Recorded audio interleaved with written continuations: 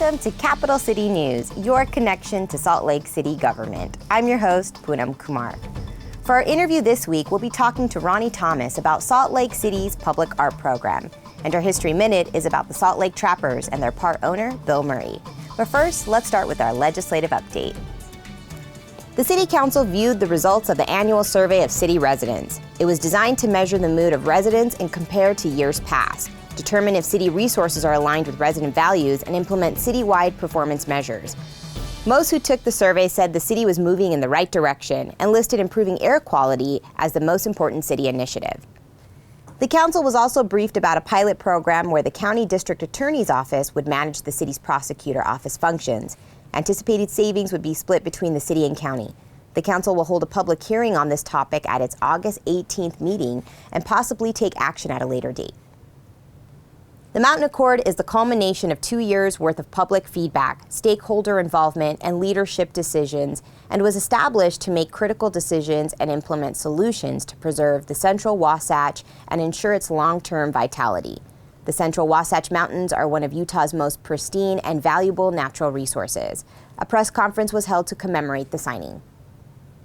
The chief and the mayor offered details at a press conference on a number of new strategies and evolving efforts focused on drug dealing and related crime, area patrols, dedicated caseworkers, connecting those with chemical and alcohol dependency issues with appropriate medical help, recent changes and enhancements by area social service providers, and more. The Tour of Utah once again used Salt Lake City as the scene for its Stage 5 race, winding through downtown at a blinding speed. To catch the results, visit tourofutah.com. Public art is everywhere in Salt Lake City, and there are a lot of questions about it. To answer them, we went to manager of Salt Lake City's public art program, Roni Thomas.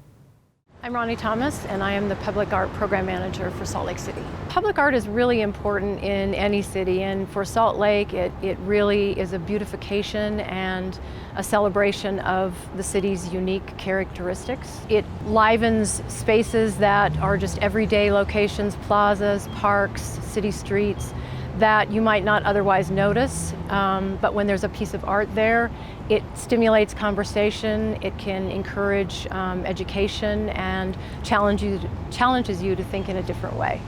We have a really strong commitment to our local artists. We do a lot of projects in parks and in areas that are better suited for artists to respond to because they know the community. They know the area, they know the geography, and so they may be able to create an artwork because public art is site-specific and really speaks to a specific project's goals. They can really respond to that probably much more easily than, say, a national artist might be able to.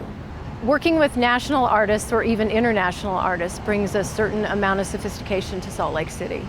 An artwork that is located in a park or in a city street or something that a national artist or an international artist has created specifically for Salt Lake is also an enticement for economic development, bringing people into the city to see not only what we have as far as local artists is concerned, but architecture and something that was designed specifically for an artist's work.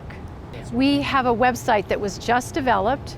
It's saltlakepublicart.org, and it also includes a GIS story maps that was designed by Salt Lake City Division of Engineering. And so it's a very interactive website as well. It has images of all of the work that is in the city's collection, including the work that's at the city and county building.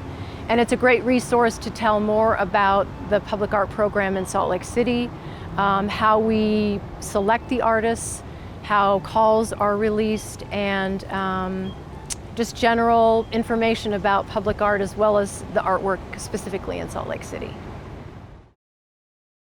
And now it's time for our History Minute.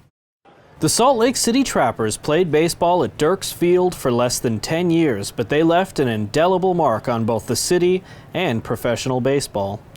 They began their tenure in 1985 as members of the Pioneer League, a single-A team in a city that said it couldn't support a baseball team. They had no major league affiliations and could only pay players $500 a month.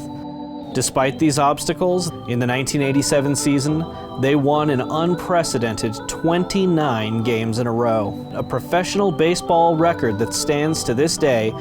While they did that, their part owner spent time at Dirks Field and all over Salt Lake City. That owner? Bill Murray. The Saturday Night Live alum and star of Ghostbusters would come coach first base for the team at home games, take over as the announcer. He'd even tend bar at Duffy's Tavern and carry on throughout the city. It was fun back then when Van actually put the team together in 1985, is that right? It was a completely independent team, and people said, you know, you can't have baseball in Salt Lake, and we proved that you could. Dirks Field, where the Trappers played many of the games in their record-breaking winning streak, was closed in 1993 after almost 50 years of operation. Today, it's the site of Smith's Ballpark where the Salt Lake Bees play. That's it for this week's Capital City News, your connection to Salt Lake City government. Be sure to tune in next time to keep up to date on what's happening in the city. For SLC TV, I'm Poonam Kumar.